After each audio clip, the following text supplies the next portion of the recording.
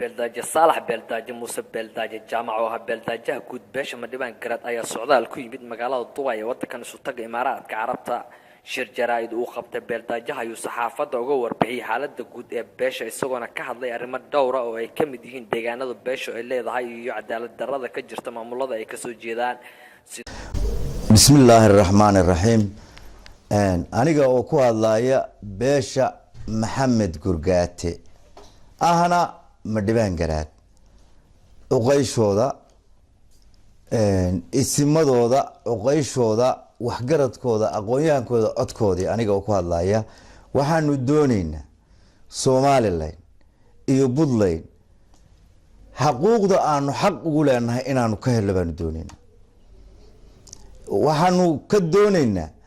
ismada waxgaradka aqoonyahanka madaxda dawladda waxaanu ka doonaynaa wixii aanu xaq u leenahay inaanu helno dhul waa leenahay Soomaaliya oo dhan baan dhulka la leenahay oo aanu wada leenahay dhulka waayo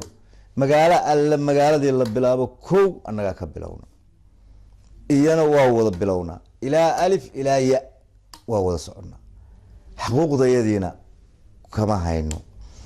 deegaamada saasaan u leenahay gabdhaha guurkooda anagu laba qoys waa jiraan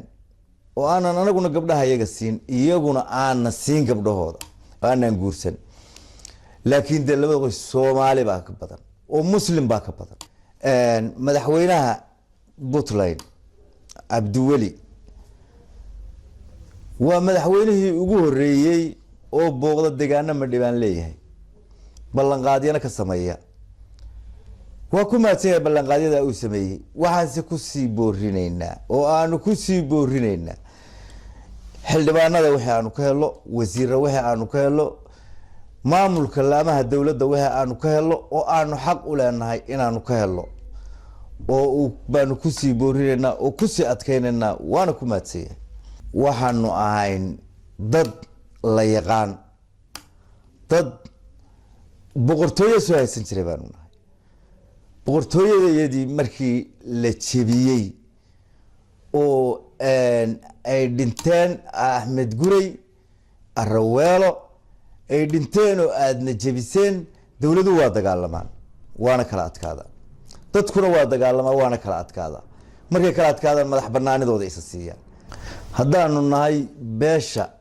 Madhibaan garaad dawladda federaalka ah waa u hambalyeynaa waana garab taaganahay waana soo garab taagnay haddana waa sii garab taagnaan doonaa Soomaaliya oo dhan meel kasta oo abaabul kasta oo Soomaaliya bilowdo meel kasta baa joogtay kooban kana maamul aanan ku jirin maba dhismo hawl aanan ku jirin oo aanan la fulin maba socoto annagu Soomaali asal baan nahay wadna taqaana dadina siyaaleeyeen oo isnaqaanayn waxaanu leenahay deegaamo aanu ku leenahay Puntland iyo Somaliland deegaamada aanu Somaliland ku leenahay waxa kamida oo aanu doonayno in loo tixgeliyo waxa kamida dabataag waxa kamida dhalaamo cune iyo qaar kale oo badan oo aanu ku leenahay waxaan doonaynaa dawladda Somaliland inay noo tixgeliso oo deegaamadaas wixii xaq u leeyihiin aanu ka helo xuquuqdayada dhinaca kale maamulka Puntland waxaan ku leenahay deegaamadaas waxa weeye waxa kamida waa Dabayl Liibaan iyo ka Madhibaan agaaran hero Jaalle oo degmada weyn ah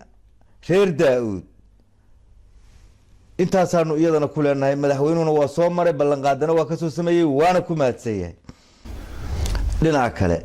haddaanu nahay beesha Madhibaan waxaanu nahay beesha u taagan mar walba horumarka dawladda federaalka ah oo Xasan Sheekh uu madaxweynaha ka yahay ra'iisul wasaaraha cusub waa u hambalyeynaa waxaanu xusuusinaynaa wixii aanu xaquuq u leenahay in aanu ka helo waana mahadsantihiin maamulada wadanka jira iyo Soomaaliya oo dhammaan waa mahadsantahay.